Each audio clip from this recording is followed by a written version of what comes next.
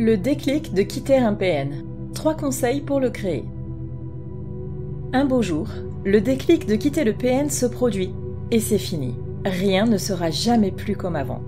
Les victimes de manipulateurs sentimentaux ont presque toutes vécu cette expérience, aussi soudaine qu'envahissante.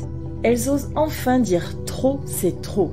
À l'image de la goutte qui fait déborder le vase, que ce soit une tromperie, une énième dispute ou simplement un mot déplacé ou une odeur, il suffit parfois d'un rien pour marquer un tournant décisif dans le cours d'une vie.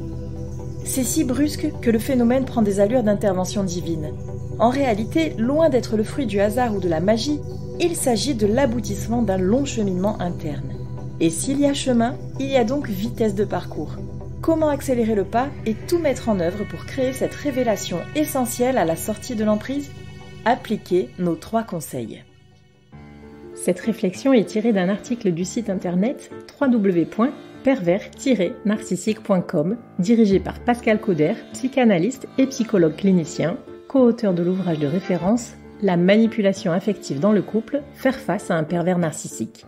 Depuis plus de 30 ans, Pascal Couder et son équipe de thérapeutes spécialistes des questions autour de la manipulation sentimentale prennent en charge les victimes de PN francophones partout dans le monde grâce à la vidéoconsultation. Rendez-vous sur pervers-narcissique.com pour accéder gratuitement à une multitude de ressources précieuses.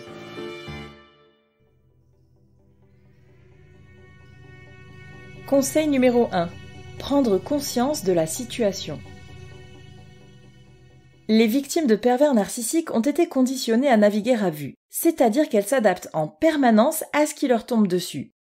Violence verbale ou physique, abus émotionnels, ou au contraire, lune de miel et autres alternances chaud et froid.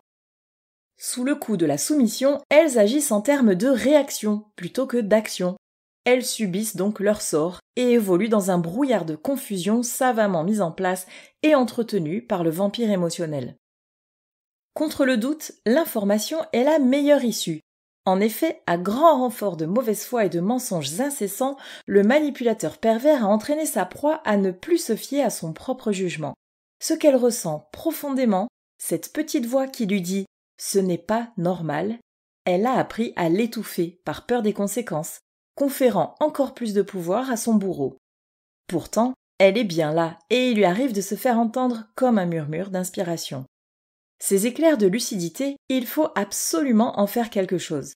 Voici quelques solutions pour faciliter l'accès à l'information qui peuvent aider à se rendre compte de la toxicité de la relation. Parler de la situation à des tiers de confiance, psy, amis, famille, médecins traitants, etc., à condition d'être parfaitement sûr de leur bienveillance. Faire des recherches sur Internet, sur ordinateur ou sur smartphone, peut éventuellement se faire suffisamment discrètement afin d'éviter d'éveiller les soupçons du MPN.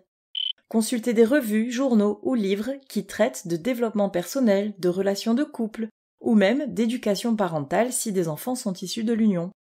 Bien entendu, il est totalement proscrit de parler de ces démarches au pervers machiavélique. Cela ne ferait qu'exacerber son besoin de contrôle et risquerait de provoquer une colère ravageuse.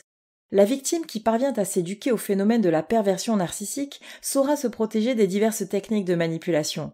Cela contribuera à fragiliser ses procédés et donc à renforcer la prise de conscience du problème de la relation malsaine et de son inéluctable échec. Conseil numéro 2. Accepter la souffrance pour en faire un moteur de libération. Vous êtes-vous déjà posé ces questions ? Qu'est-ce que la douleur ?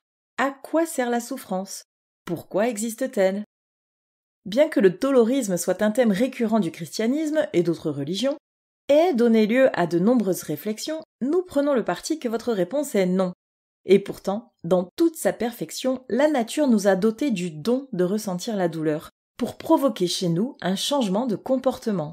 Sans le signal de la souffrance, on ne retirerait pas notre main du feu, on la laisserait brûler. Sur un plan psychique, c'est toutefois plus compliqué. La relation avec un bourreau émotionnel constitue un inconfort insidieux, à la limite du tolérable, auquel on s'habitue. Le seuil d'acceptation de la souffrance s'élève progressivement dans un processus d'adaptation qui est une réponse de votre cerveau pour vous ramener à un niveau de stress plus supportable.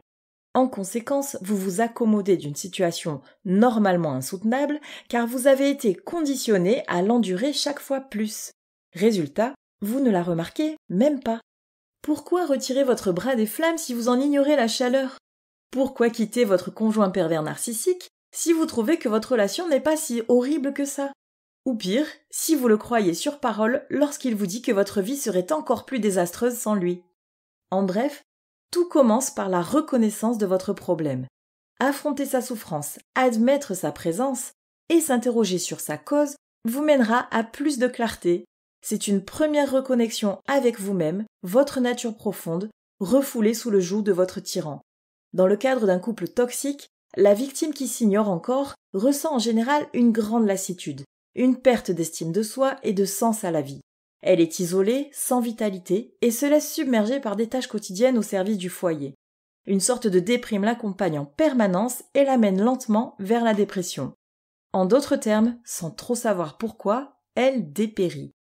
Pour espérer provoquer un déclic qui vous fera quitter votre pervers narcissique, il est absolument inévitable d'accepter que l'on souffre et que cela ne peut plus durer. Pour vous aider à rendre ce constat intelligible, posez-vous et prenez des notes. Faites le bilan des qualités qu'on vous louait avant votre rencontre avec le MPN. Ces atouts sont-ils toujours présents et sont-ils utilisés? Les quelques bons moments passés avec votre conjoint font-ils le poids contre toutes les mauvaises expériences qu'il vous a infligées? Vivez-vous la vie dont vous rêviez? Utilisez-vous votre plein potentiel? Comment vous sentez-vous lorsque votre mari ou compagnon quitte la maison et dès qu'il revient? Votre cercle social est-il aussi étendu et épanouissant qu'avant? Posez des mots sur vos ressentis, et plus vous plongerez en vous, plus vous verrez qu'il y a un sérieux décalage entre vos aspirations et votre situation actuelle. Cette discordance vous rend triste et n'est pas normale. Appuyez là où ça fait mal, non pas pour vous flageller, mais pour vous retirer de ce tableau qui n'est pas le vôtre, et vous créer une nouvelle réalité. Votre douleur est un message de votre inconscient, une véritable alliée, c'est le signal qu'il faut passer à l'action. Conseil numéro 3. Prendre la décision de quitter le PN pour que le déclic se produise.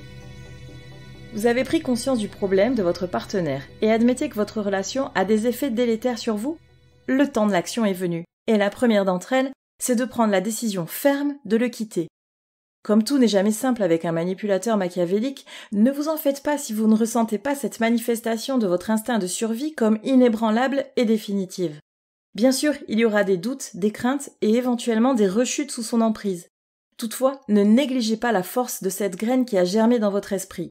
Ce qui est su ne peut plus être ignoré. Vous êtes convaincu qu'il est malade et que cela vous contamine. À force de vous renseigner sur sa pathologie, vous avez aussi la certitude que, contrairement à vous, il ne peut pas être guéri, ni sauvé. Accrochez-vous à cette pulsion protectrice envers vous et vos enfants, et surtout, cherchez le soutien de personnes bienveillantes et idéalement d'un psy qualifié pour vous accompagner au mieux dans votre émancipation. Une fois le déclic provoqué, l'engrenage sera lancé, et vous n'aurez plus qu'à suivre notre plan d'action concret détaillé dans le podcast intitulé « Comment quitter un PN en 6 étapes ». Le déclic de quitter un PN est la conjonction de 3 leviers psychologiques dont la survenue peut être accélérée. Entre la prise de conscience de la psychopathologie narcissique, la mise en évidence de la souffrance qu'elle provoque et la prise de décision de changer, tout indique que la seule issue envisageable est la rupture. Lorsque l'on est convaincu de cela, la motivation à mener ce combat est bien plus grande et on a d'autant plus de chances de rencontrer le succès.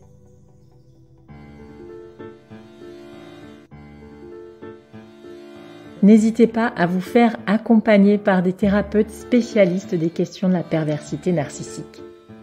Rendez-vous sur www.pervers-narcissique.com et trouvez-y de nombreux conseils sur comment gérer la séparation, comment gérer l'après, la reconstruction, et vous pourrez également rentrer en contact avec un membre de l'équipe.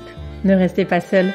Merci d'avoir écouté ce podcast. Rendez-vous très prochainement pour un nouvel épisode. N'hésitez pas à vous abonner pour ne rien manquer des prochaines publications. À très bientôt.